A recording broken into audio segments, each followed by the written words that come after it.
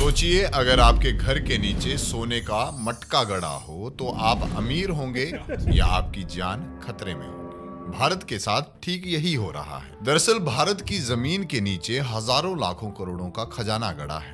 कोयला, लोहा, बॉक्साइट। सरकारी आंकड़े कहते हैं कि यह सेक्टर भारत की जीडीपी की रीढ़ है, लेकिन सच्चाई यह है कि यह रीढ़ अब टूट रही है। आज हम बात करेंगे उस इंडस्ट्री की जिसकी वैल्यूएशन लाखों करोड़ में है, लेकिन जिसकी कीमत हम अपनी सांसों, जंगलों और भविष्य से चुका रहे हैं। माइनिंग बिजनेस का असली नेटवर्थ क्या है, सरकारें इसमें कितनी शामिल हैं और अरावली जैसी हमारी ढाल को कैसे बेचा जा रहा है। नमस्कार, मैं हूं योगेश और आप देख रहे हैं दी आजाद थिंकर। चलिए खुदाई शुरू करते हैं। सबसे पहले समझते हैं कि यह धंधा कितना बड़ा है।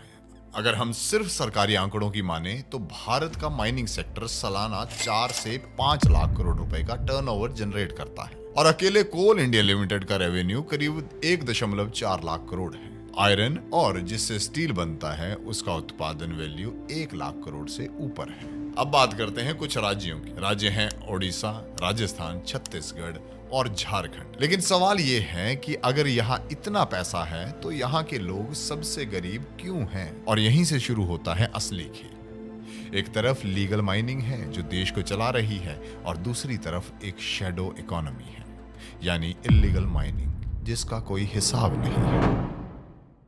माइनिंग माफिया का सच क्या है? आप जिसे रेत कहते हैं, माफिया उसे पीला सोना यानी येलो गोल्ड कहता है। भारत में अवैध खनन, इल्लीगल माइनिंग एक समानांतर सरकार की तरह चलता है। रिपोर्ट्स के मुताबिक अवैध रेत खनन का बाजार सालाना 20,000 करोड़ से ज्यादा का है। अब आपको याद दिलाता हूँ एक किस्सा है बेलारी का स्कैंडल। बाकी आपको बेलारी का स्कैंडल तो याद ही होगा, या गोवा का माइनिंग घोटाला जहां सरकारों ने आंखें मूंद ली थी और पहाड़ के पहाड़ गायब हो गए। जस्टिस शाह कमीशन ने अपनी रिपोर्ट में साफ कहा था कि 35,000 करोड़ से ज्यादा की लूट हुई है और ये पैसा स्कूल या अस्पताल बनाने में नहीं गया, ये गया स्विस बैंकों में और चुनाव लड़ने में। माइनिंग माफिया का तरीका सिंपल है, बिना लीज के खोदना, लीज एरिया से ज्यादा खोदना, अधिकारियों को डराना या फिर उन्हें खरीदना।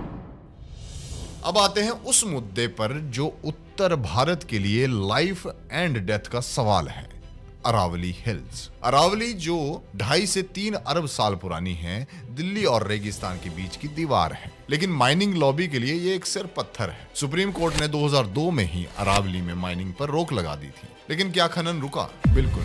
राजस्थान में अरावली के 31 पहाड़ गायब हो चुके हैं। जी हाँ, नक्शे से पहाड़ गायब है। और अब हाल ही में एक नया विवाद खड़ा हुआ है, 100 मीटर डेफिनेशन। सरकार और नई कमेटी ने अरावली की परिभाषा ही बदलने की कोशिश की है। यहाँ अब कहा जा रहा है कि जो पहाड़ 100 मीटर से कम ऊंचा है उसे अरावली माना ही नहीं जाएगा। इसका मतलब समझते हैं आप? हजारों एकड़ जमीन जो अब तक फॉरेस्ट थी वो अब माइनिंग के लिए खुल जाएगी। बिल्डर्स वहां कंक्रीट भर देंगे और क्रशर मालिक वहां डायनामाइट लगा देंगे। परिणाम, दिल्ली एनसीआर में पानी खत्म हो जाएगा और धूल के तूफान उठेंगे जो हमारा दम घोट देंगे। अरावली को नोच कर जो पैसा कमाया जा रहा है उसकी कीमत हम अपनी सेहत से चुकाएंगे। अब सबसे कड़वा सच क्या है? क्या सरकार इससे अनजान है? दरअसल माइनिंग सेक्टर सरकार के लिए सोने का अंडा देने वाली मुर्गी है। राज्यों को रॉयल्टी और डीएमएफ, डिस्ट्रिक्ट मिनरल फाउंडेशन के नाम पर हजारों करोड़ रुपए मिलते हैं।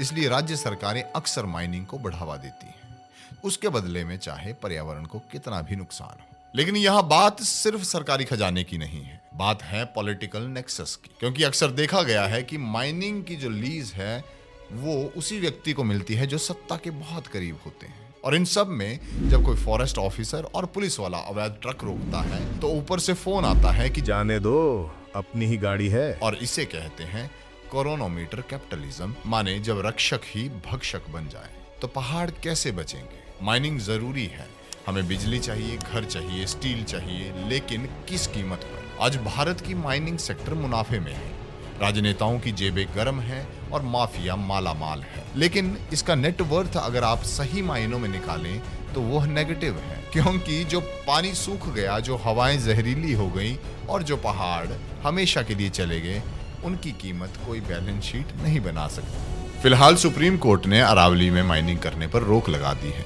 परंतु भारत में जमीनी स्तर पर रियलिटी क्या है ये हम सब जानते हैं। उम्मीद करते हैं कि सब कुछ अरावली और हमारे हित में हो। अरावली सिर्फ एक पहाड़ नहीं, एक चेतावनी है। अगर हमने अभी आवाज नहीं उठाई तो अगला नंबर आपके शहर का है। इस वीडियो को ज्यादा से ज्यादा शेयर कीजिए ताकि यह बात सिर्फ यूट्यूब तक सीमित ना रहे। मैं हूं योगेश और हम हैं दी आजाद थिंकर। सवाल पूछते रहिए, जिंदा रहिए। जय हिंद, जय भारत।